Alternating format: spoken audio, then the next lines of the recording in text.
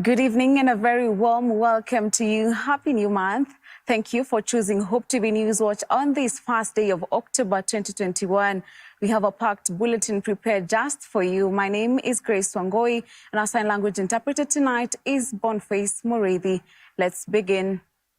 The Political Parties Liaison Committee has on Friday held an engagement forum alongside the Independent Electoral Boundaries Commission, IEBC, and the Office of the Registrar of Political Parties so as to provide a clear roadmap to the 2022 general elections, as well as to discuss areas of collaboration and institutional commitments to support voter registration exercise.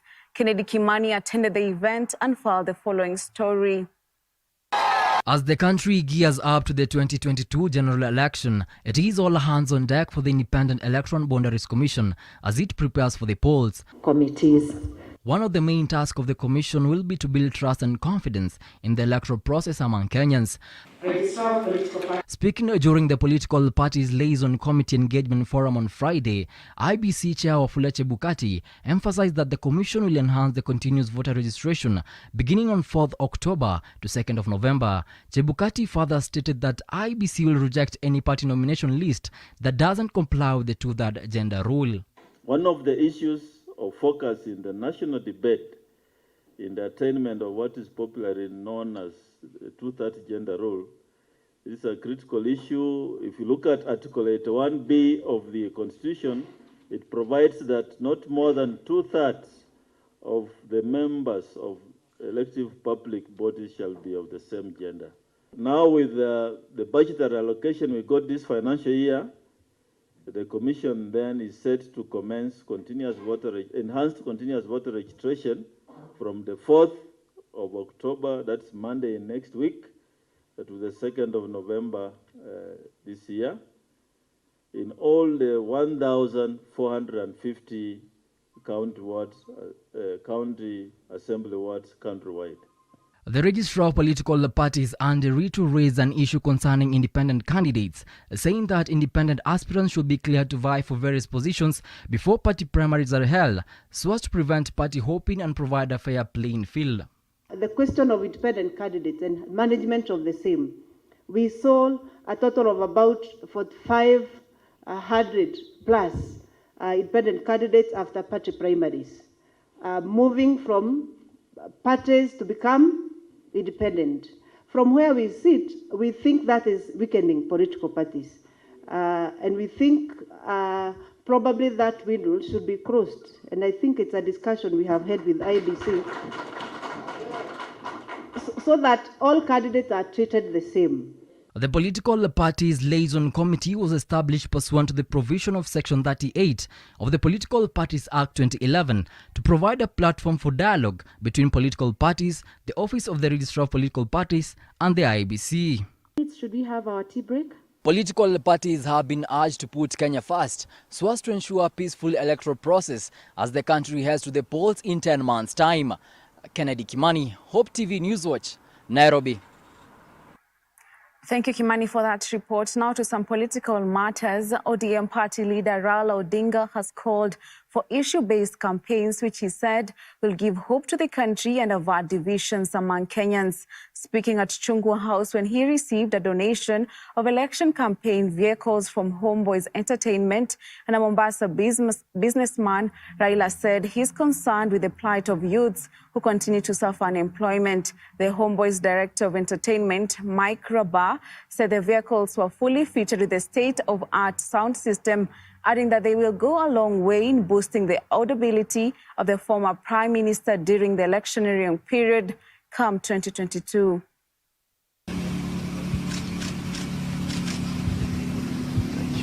To thank Mr. Rabar and Mr. Molo on behalf of our party, the ODM, for this kind of generous contribution to the party.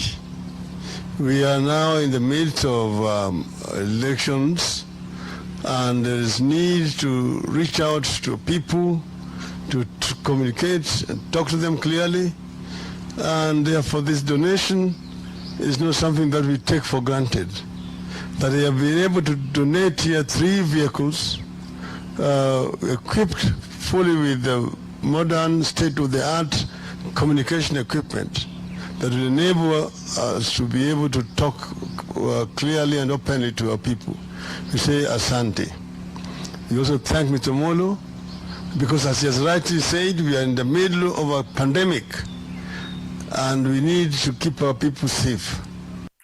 Still in the political scene, Deputy President William Ruto has said the 2022 election contest has been framed and he is ready for it, adding that the race is going to be between the coalition of a few political leaders on one side and the alliance of the people on the other.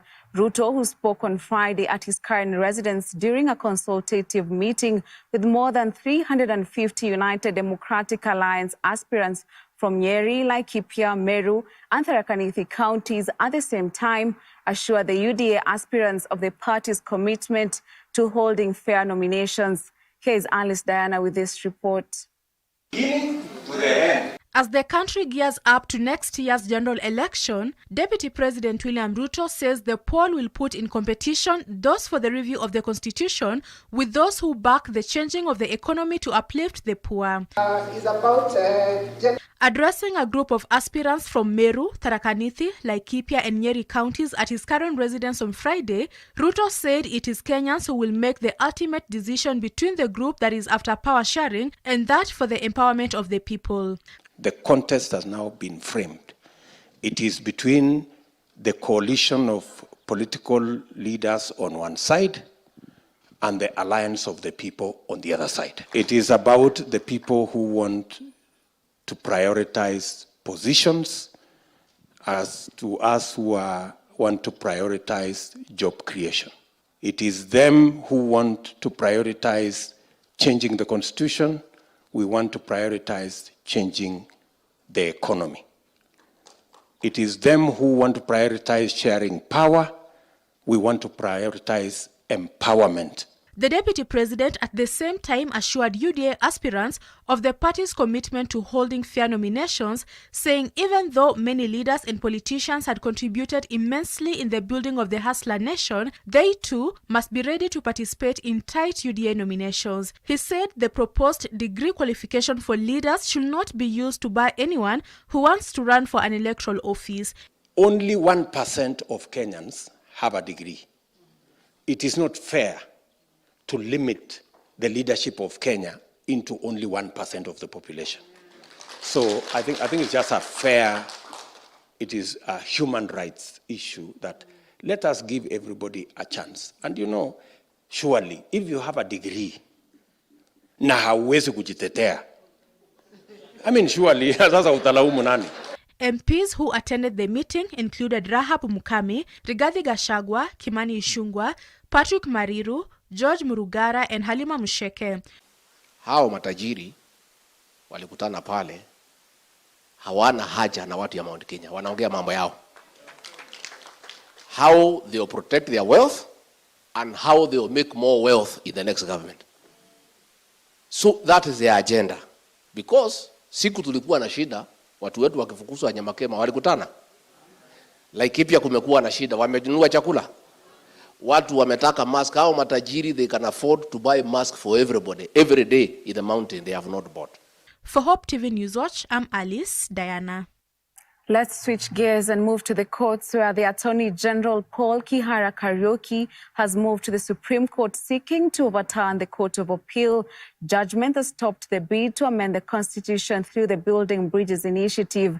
In documents filed in court by Solicitor General Ken Ogeto, the Attorney General has listed 10 thematic areas as grounds for appeal. He wants the 7-judge bench to review their decision on the basic structure doctrine, popular initiative, public participation and creation of new constituencies. His grounds for appeal also include questions of presidential immunity, quorum of IEBC in verification of signatures, supporting the Constitution Amendment Bill 2020 and the adequacy of a legal infrastructure to support the voter verification exercise.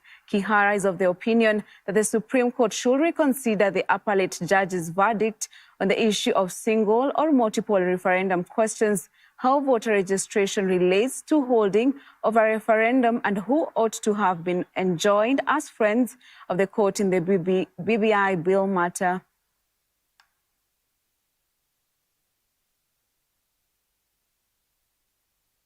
Still in the courts, the Judiciary Committee on Election, JCE, is holding a strategic meeting in Mombasa County on the activities that entail the training of its officers, among them judges, magistrates and staff, on election matters as judiciary prepares itself to execute its mandate during the 2022 general election. The committee, led by Justice Muhammad Ibrahim of the Supreme Court, was established on 16th August this year by Chief Justice Martha Koome.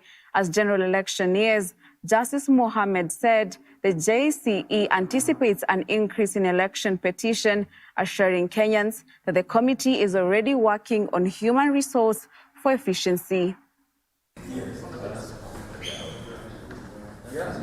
The JTI is a very important component because that's where they are the ones who run our trainings, and that's why the membership here is very essential. So basically, I'll just mention one or two objectives to give you an idea of our work. We are also to develop and design a system for monitoring and evaluating the management and administration of election-related disputes in court. That's one of the major. We are supposed to liaise and coordinate with stakeholders on all aspects of elections process to ensure efficient, effective, and timely disposal of election-related disputes and even offences. So, and all other objectives pertaining to election dispute resolution. We also are going to be involved with the political parties, the political parties dispute tribunal, which is also a very important stakeholder.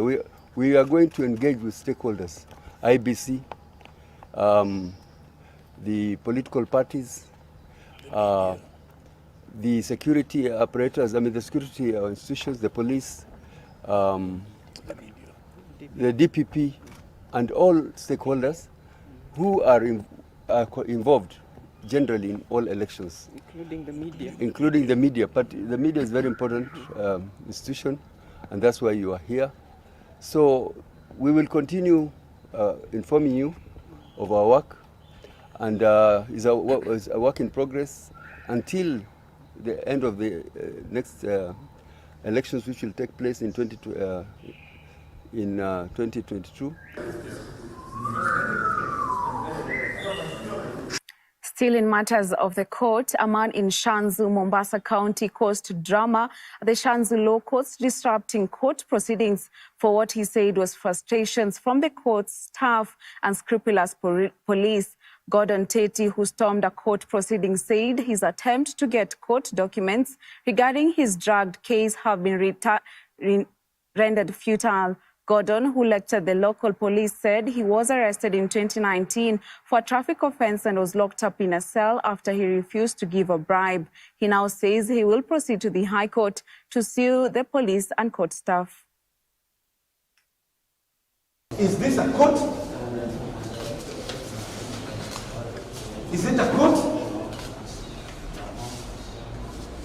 Is it really a court?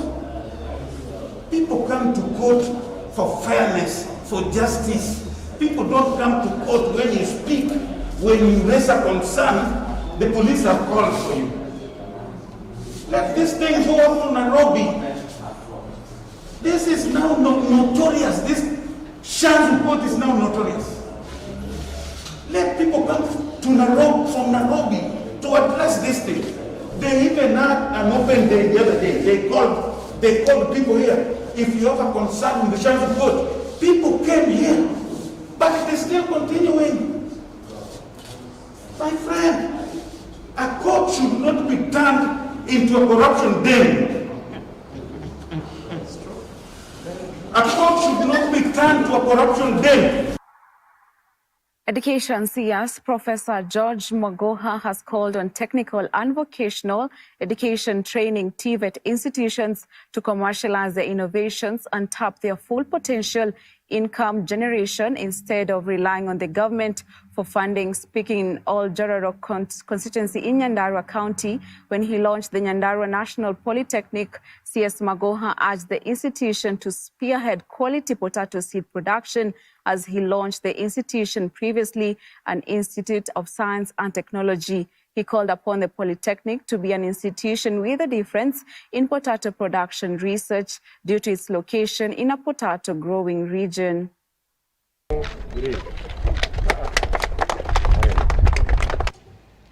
You must be a polytechnic with a difference. What do you want to be a center of excellence of? We have 4 areas as far as government is concerned. This is a potato producing area. I keep listening and saying, what are the researchers doing here? Why are we importing potatoes? Are we not crazy? If it is technology, yes.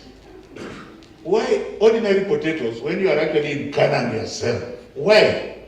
This is a problem that the political leaders must take on, the professionals must also take on, and this institution must take the lead on.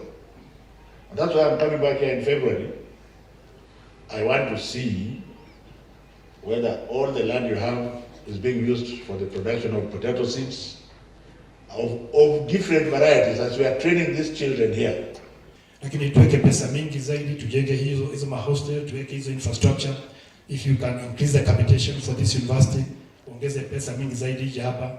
Mimi nitashikia kama county governor, will support you, we work with you, we work with the chairman and the principal here and the management to kwamba whatever the county needs to do to make sure this National Polytechnic becomes a center of excellence, and also those issues that you want to advance the production of potatoes, the issue of daily. I'm happy when the chairman said that you want to focus on agriculture and natural resource base. And I think you're on the right track. I would like to participate when you do your strategy plan, as a National Polytechnic, to find a pamoja, so that we collaborate and work together and make sure that we don't have to import potatoes from Egypt for chips. Ati sisi viazi yetu tu ni mukimo na hii nyama, hii viazi ya kula nyama, lakini hivi ile chips ya KFC na hiyo high end centers that we import potatoes. The professors challenged us. Let's now take a short commercial break. We'll be back with more stories.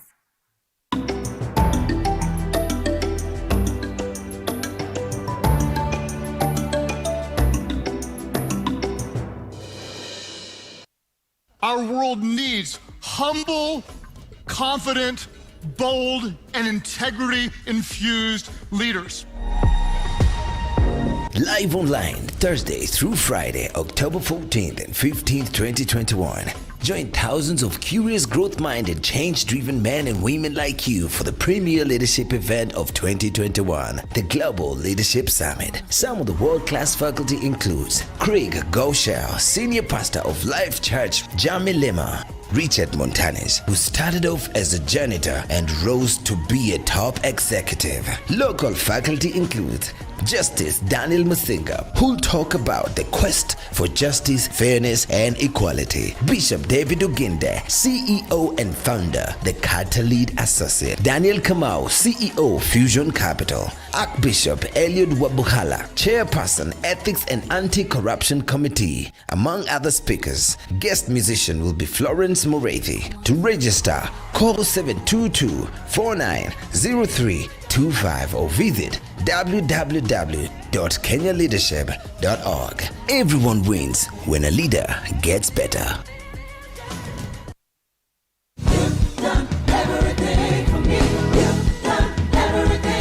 Join us every Sunday for unlimited, uplifting, powerful worship,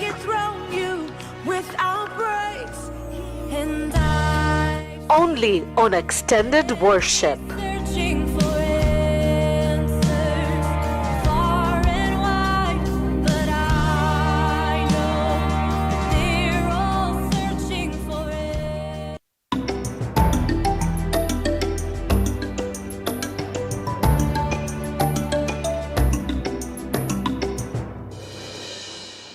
Thank you for keeping it Hope TV. Now, 2 police reservists are fighting for their lives in hospital after they were attacked and fatally shot by armed bandits at the troubled Olmaran area in Laikipia County. The reservists, who are among those deployed by the government to guard various learning institutions, were guarding Tumaini Primary School that is located about 2 kilometers from Olmaran Township when they were ambushed and attacked by the suspected armed bandits Friday afternoon. Robert Lopem sustained serious gunshot wounds on the stomach and the abdomen, while Charles Lokori sustained injuries on the knee. According to Lokori, they were patrolling the school when a group of 4 armed bandits emerged from a nearby maize plantation and started shooting at them.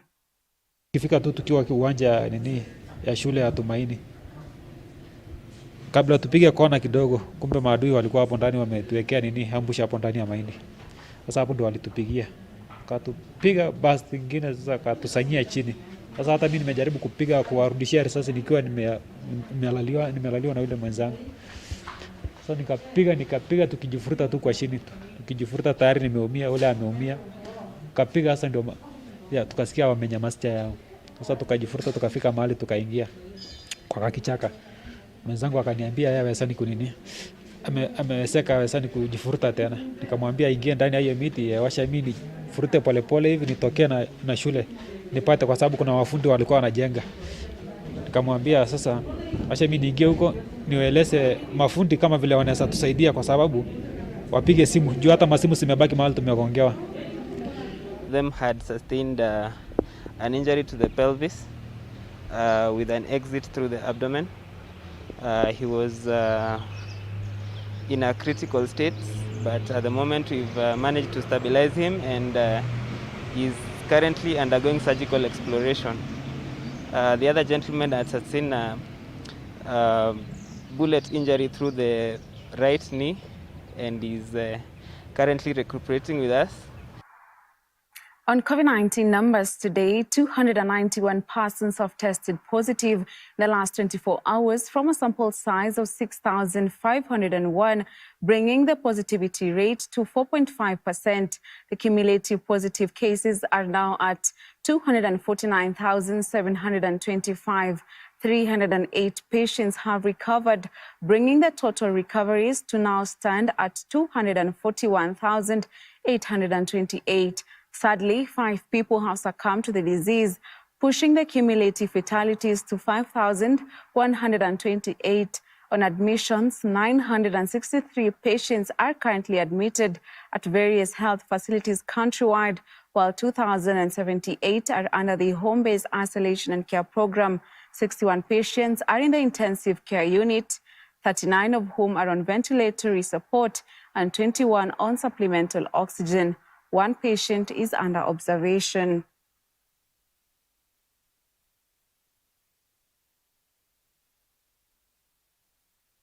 Police in Gabatula, Isiolo County have recovered a cache of illegal firearms and arrested 2 suspects found in possession of the illegal firearms and several rounds of ammunition.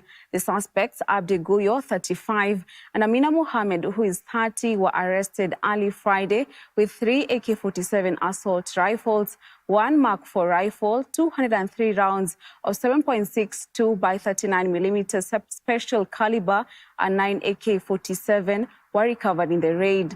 Also recovered from the 2 were 6 tons of cannabis sativa and 2 numberless motorcycles suspected to be the getaway.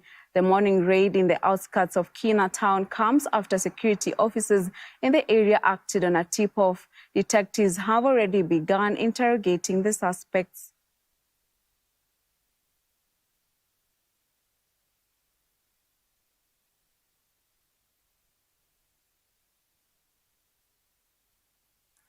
As Kenya joined the world in marking the International Translation Day, A number of people today have embraced other languages which are not their native language. This day was founded by the International Federation of Translators on the feast day of Saint Jerome, who is called the patron saint of translators, as he was the first person to translate the Bible into Latin from its original Hebrew version, kicking off a wave of other translations to make it easier for everyone to read globally. Today, mission work in the unreached people groups is only possible if we have people translating languages to the unreached people groups across the world. Life Ministry Translation Coordinator Bernard Matete says through translating Jesus' film in over 40 languages in the country and globally over 2,000 languages, this says it has made it easier for the ministry to reach out to many to get to know Jesus better in their own language. In Kenya, like now, we have translated 44 languages, Kenya languages. And in our translation, I'll tell you, we have 65 languages. And now we have translated 44. We still have a journey to walk. And my prayer and desire is that we translate all. That means each has an access to the mother tongue.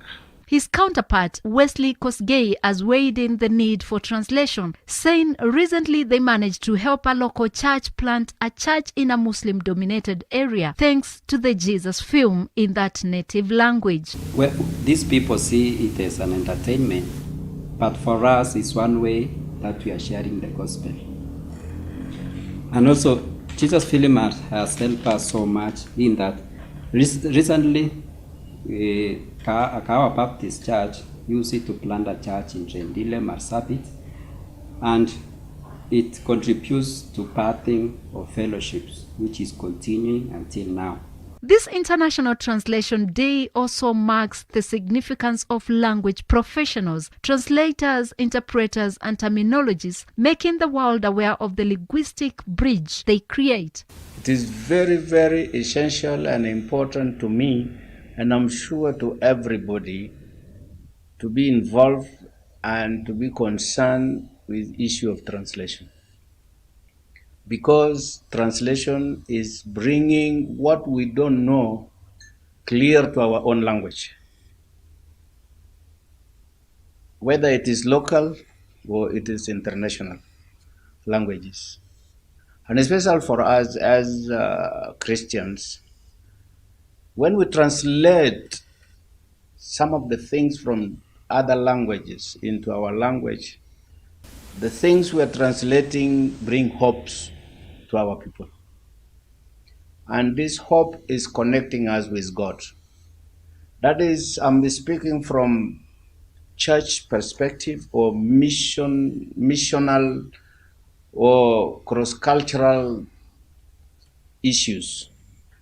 Because as missionaries, we are going to meet people in different languages. Unless we translate the word, the message, the gospel in their language, they will not get what really we are meaning.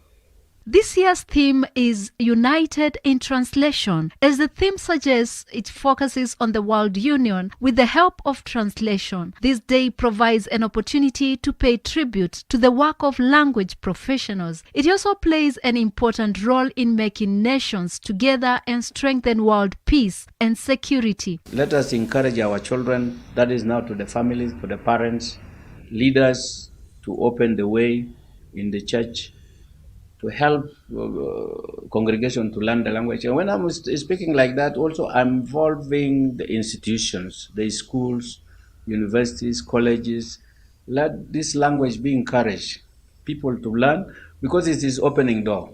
And even those who are in companies, those who are going to work in market, those who are going to work in foreign affairs, it is good for linking people.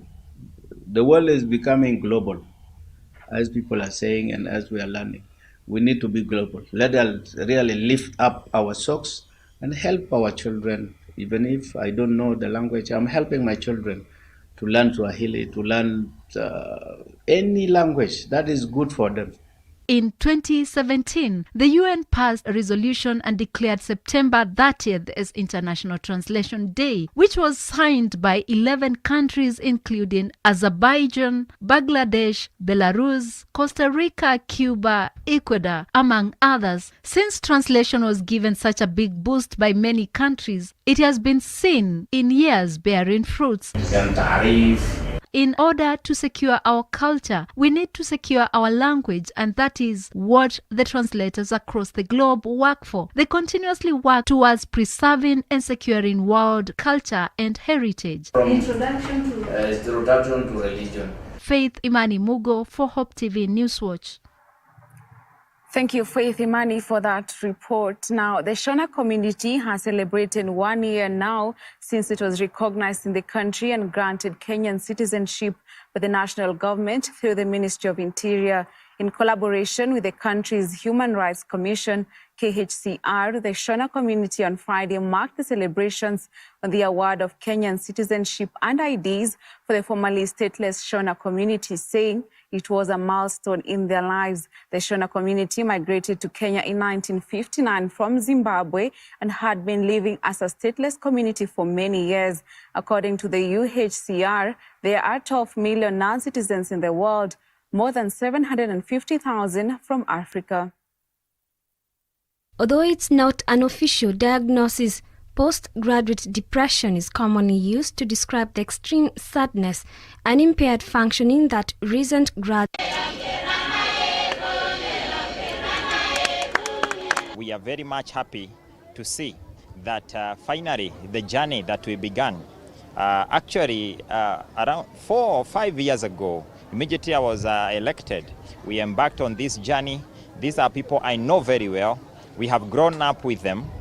I have seen their children only reaching to a certain level of education and then dropping out from school because they don't have birth certificates, their parents don't have identification card, they have no any document, and so they cannot proceed on. So I am very much happy today because it started with just a motion in the county assembly, which I sponsored and requested the county government of Kiambu to actually endorse that they have no problem with these people acquiring citizenship. We have seen the registration of 1,670 and also issuance of 907 IDs for the Shona community.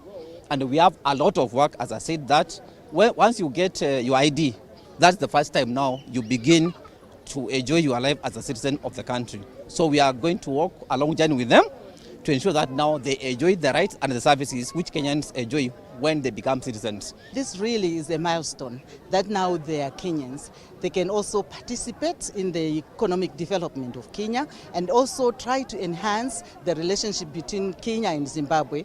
You know, we are one people. We are talking of Agenda 2063, where we are talking about free movement of people.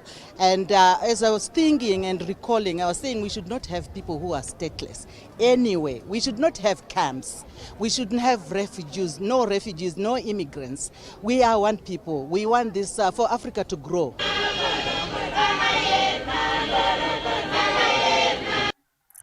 Graduating from college is supposed to be an exciting, happy time. Your whole future is ahead of you and the final exams are behind. For some grads, though, graduation isn't all tossing caps in the air accompanied by happiness. In fact, it can be the complete opposite. Most of the graduates enter postgraduate depression from lack of jobs, responsibilities, pending bills, to loneliness due to a lack of connections with friends contribute greatly to depression. Our reporter Dolly Mwirigi spoke to Lawrence Mokoko, who struggled with post-graduation depression for years before seeking help, and here's the story. Although it's not an official diagnosis, postgraduate depression is commonly used to describe the extreme sadness and impaired functioning that recent grads report after they leave behind the world they created in college. Postgraduate depression, therapists say, is understudied and probably underreported. Young adulthood isn't a population that is well studied at all. From a research perspective, it's hard to categorize them. The problems start a few months after you leave university. Plus, you have debts, you might be living with your parents, and the social life is on hold, so you feel isolated. Lawrence Mukoko is an artist and a record producer. He earned his bachelor's degree in linguistics from the University of Nairobi in 2016. Lawrence was interested in a different field from what he studied in the university. It started here, postgraduate depression. A new chapter began here after varsity life, wondering what to take up next. You know, coming from a poor background and, you know, having the weight on your shoulders. You know, your mother is looking up to you, you are trying to make something of yourself. You have all these obligations at a time when employment is a problem in Kenya and whatnot. It was kind of difficult. So what happened really is that at that time I was stuck on my cousin's couch. I was sleeping on my cousin's couch. You know, it's not a very good environment to be in as a 23-year-old, umetoka uni and all that. But it didn't really get bad until 2017. This is when I moved in my own house. You have obligations. Parents are looking up to you. You're also looking up to yourself. You have all these dreams, all these plans, all these goals that you set as a college kid, umetoka shule, and now nothing is coming together, you know. It is a common feeling of sadness, helplessness and loneliness among those that are leaving university. According to Lawrence, these were his hardest times. He couldn't stand the pressure from his family and neighbors, while at the same time he had other obligations including the student loan bill and his own bills, trying to push hard without seeing light at the end. I was torn between doing what I was really passionate about and putting that in the dustbin and doing what my mom and my old man wanted me to do, you know. So it looks like an easy problem when you're standing on the outside looking in. It looks like singefanya unataka, you know. But if you come from a poor background and you've seen your mother struggle for so many years, to made so many sacrifices to make sure that you turn into somebody, it can be extremely difficult to break your parents' heart. There's virtually no employments. I'm out here hustling, freelancing, all this academic writing stuff online. And then at the same time, I'm trying to make music. My mother doesn't want me to do it. My father doesn't want me to do it. They want me to do something that they think is best for me. A close friend of his realized his condition and would later take him to Kenyatta National Hospital for some counseling sessions. But 2 years later, it had escalated 10 times bigger than it was before. Lawrence shut down for some time. He couldn't work, burnt through his savings, and locked himself in the house for 3 months. My mother couldn't reach me. My elder sister, who lived like 30 bob away, couldn't reach me. My neighbors would see me like once every 2 weeks.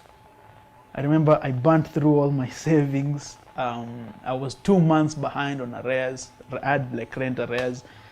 You know, I think one of the saving graces is that the people that were in my life at the time, whether it's my landlord or my friends, were like really patient. But I remember losing 14 kilos in around 6 or 7 weeks.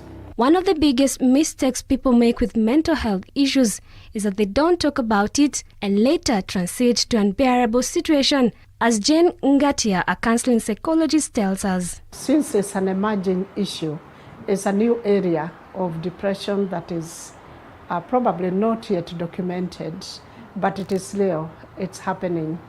We would say it is that mood disorder that develops in a person who has completed their studies and just to realize that they are not getting on, they are not moving, their expectations have not been met, and that definitely affects their moods and generally their behavior. That is what would now categorize as postgraduate depression disorder. Mental health topic has not yet been looked at in a broader perspective. Many people don't talk about it. According to Bravin Yuri, a mental health advocate, there is stigma that comes with mental health, which is one of the biggest challenges the victims face. In Kenya, most of them talked about kind of mental health disorder is, let's say, depression. But there are several others which haven't been addressed. If you look at speech disorder, for example, I can't say there's too much awareness with regards to speech disorders. Even generally, when it comes to professionals with regards to mental health, we have a disadvantage or a less number of experts. Lawrence says he didn't get help from what was bugging him. The second phase of mental health was triggered when he left to see his parents and had a conversation with them on what he wanted with his career life. I had a conversation with my parents. I told them, hey, I don't want to sit in an office and so that's not where my heart is. You know, I like music, I want to make music, I want to produce music, and my mother just broke down and she cried for hours. She didn't like it, you know, and so being very close to her and loving her to bits is actually one of the main problems, because it made it so difficult for me to put her needs after mine. You know, I just couldn't. So when I came back, I was stuck hustling and trying to make a way for myself, doing things that I did not like, you know. So it's so difficult going out there trying to make money and then coming back home and looking at your piano and your studio equipment, and that's where your heart really is. And it can look like it's a bearable problem for 1 or 2 weeks, but when you go for 6 months with that, it turns into something really, really serious. Sometimes we worry about multiple things at the same time, which therapists refer to as a generalized anxiety disorder. People worry about finances, the well-being of the family, worrying about their own sense of self-worth, and this requires serious therapeutic aid. Sometimes the job is there, but it's not well paying. So again, with the economy, with the financial crisis that we have around, that will get them back on the back seat, so to speak. And the person begins to feel, why did I ever even go for that degree? Why did I go for that diploma? Whatever level they graduated in. So they kind of blame themselves for not having been wise enough, wise in that sense, to choose an area of study that would probably get them on very quickly. According to Yuri, everyone has a role to play when it comes to regulating social media so that we can at least win out, since through social media, many people can help each other by engaging in different issues. When someone is cyberbullying the other, we have these people who actually come in play and start cheering, that is supporting, retweeting, sharing what has been posted. Then they encourage the bully, which is not actually a good thing. Because on social media, if you keep doing that, you're actually making it possible for the bullies to feel like now they have power over this person. So they feel that what they're doing is okay, and you are actually encouraging it, which is not a good thing it's not a good thing in general. Anyone can undergo mental health related issues. The moment your state of mind is not okay, then your whole body cannot function properly. It is critical for one's mental health status to be okay, for one to think through decision making. Hoping that my experience out there can teach someone something, and I'm hoping that policy makers and everybody that can do something will actually be informed, and they'll get some insight from what I've shared. I'm Dolly Murigi for Hope TV. Thank you, Dolly, for that report. Indeed, it's a conversation that needs to happen more regarding the number of graduates finishing school and not securing a job. Let's now take a short break. We'll be back with the business news.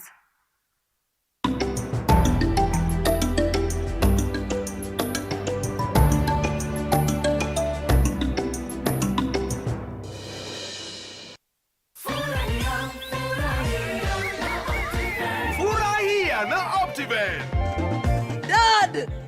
Gari mpya! Umetoa wapi gari mpya? Optiven wametusort. Optiven? Nunua any of our value-added properties ama redeem installment ya property yako. Kwa kila malipo ya 10,000 unapata 1 entry point kwenye draw ya Furahia na Optiven promotion. Airtime kushindaniwa kila siku, holiday kila wiki, shinda ploti na gari kila mwezi, na grand prize ya Mercedes-Benz C180. Ni rahisi, buy ama redeem na ushinde na Furahia na Optiven.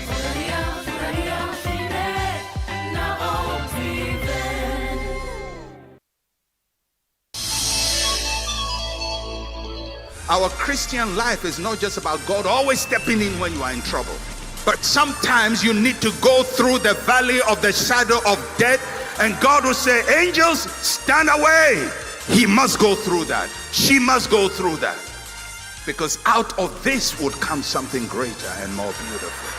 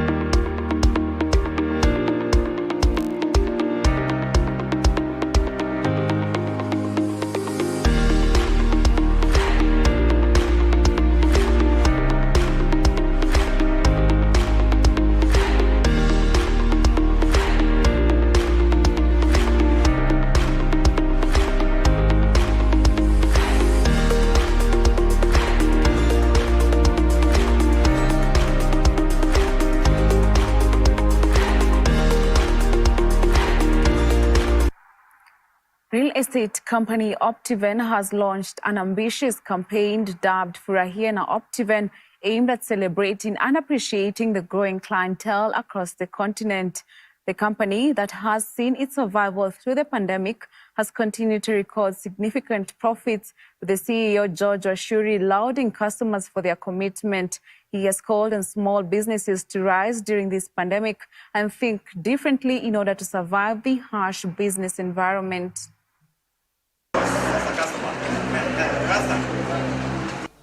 What has our customers enabled Optiven to achieve? What have we achieved through our customers? And remember, our customers are twofold. Our staff, we call them employees, and our external customers. That's why we say in our vision, in our mission, that our mission is to create an environment that positively transforms our staff, our customers, and other stakeholders through offering state-of-the-art products and services. Every project we do, most of them, we either do clean energy, affordable energy, solar street lighting. We now have programs whereby we are recycling the water in some of the projects, the 5-star projects. You will recycle the water from the washrooms. We are also educating our customers that when you come to build in our project, maybe Happy Gardens or Victory Gardens or Celebration Gardens or Garden of Joy, use roofing materials that you can harvest water. As the real estate sector in the country continues to develop, the Fine Urban Interior Limited, an architecture company, has in a major milestone partnered with Crown Paints to transform and embellish the real estate sector. Fine Urban Interiors have handled mid-sized to mega projects in and outside the country, and the partnership, according to the company, will go a long way in lowering the cost of construction in the country.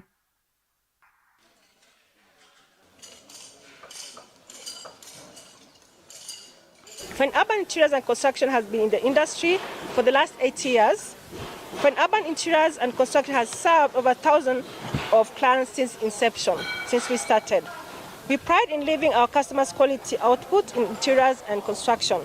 And today, signing this great partnership with a big brand, known brand like Crown Paints, marks yet another great milestone for the two brands. We come as Fine Urban Interiors and Construction company to continue giving the best to our customers in the interior and construction industry. To all our clients who have worked and continue trusting us in their interiors and construction comments, thanks a lot. We will continue giving you nothing but the best. I can say the Kenyan people are very lucky that the Fine Urban Interiors are here, and they've been going to partnership with Crown, and they're going to paint one of the biggest house in Nairobi, and it's a house in Runda. And I'm sure that once you see this house, you will love it, and next step you're going to follow and call them for interior their house. Have several examples of projects that we have from the ground up. You can take a look at a project that we're currently working on, which is very huge in Kiambu, which we have constructed from the ground up, and we've made sure to take our audience through the entire journey. So we do deal with interior design, but also construction.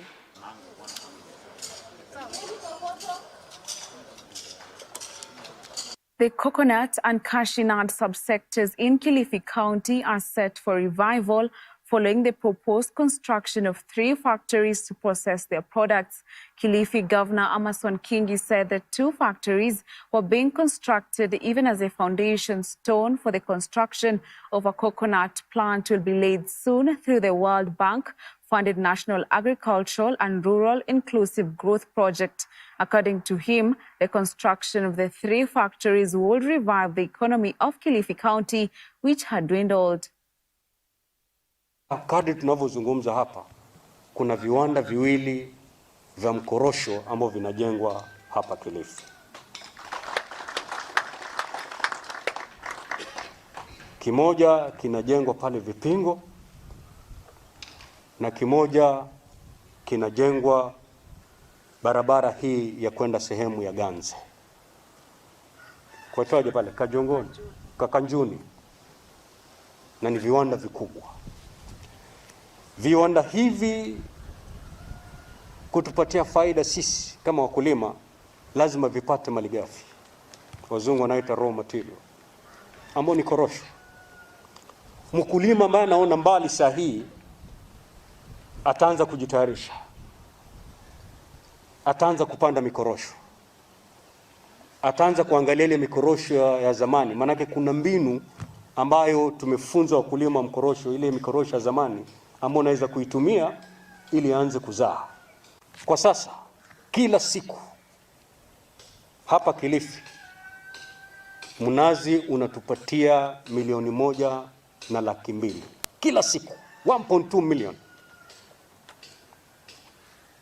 inatoka kwa mnazi peke yake, na hiyo ni pombe. Hatujaangazia zile bidhaa zingine. Je, tukipata kiwanda ambacho kitatupatia bidhaa hizi tofauti tofauti, mnazi utakuwa uti wa mgongo wa uchumi wa kaunti ya Kilifi na hata pwani kwa jumla. The Kenya Agricultural and Livestock Research Organization in Embu County has now taken the initiative to train farmers on the best post-harvest practices for tomatoes that will maintain the quality of their product from the farm to the market. Nicholas Munene, who has been in tomato farming for the last 15 years, says he has been accruing losses but is hopeful that this will now change the skills he has learned through the training. The experts are happy with the progress of the training as farmers have begun implementing the teachings. Mambo yangu ilibadilika kwa sababu wakati wa watu wa Karo walikuja hapa kutusomesha mambo ya kuharvest nyanya, vile unaweza vuna mzuri, vile unaweza pack mzuri, vile unaweza peleka mahali unachagulia mzuri na vile utachagua mzuri. Sasa tuliona ukivuna unavuna tu unawekelea kwa ndoo, si ati ile ya kurusa, unaweka tu kwa ndoo pole ndio isikarushwe mahali, kwa sababu wakati tulikuwa tunarusa hivyo ulikuwa inakarushwa ama saa zingine inagonga ingine inabodeka. Kwa hivyo ikifika huko unakuta imebodeka. Sasa kubeba tulikuwa tunabeba na ngunia, tukaona sasa hiyo kubeba na bucket namna hiyo paka mahali tunachagulia unakuta bado haijabodeka hata moja.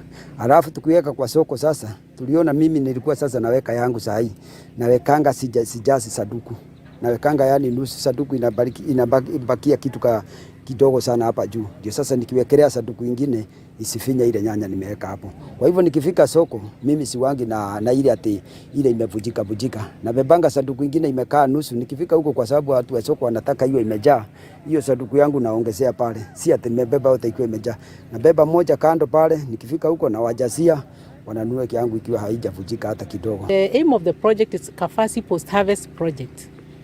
It aims at reducing post-harvest losses of horticultural crops.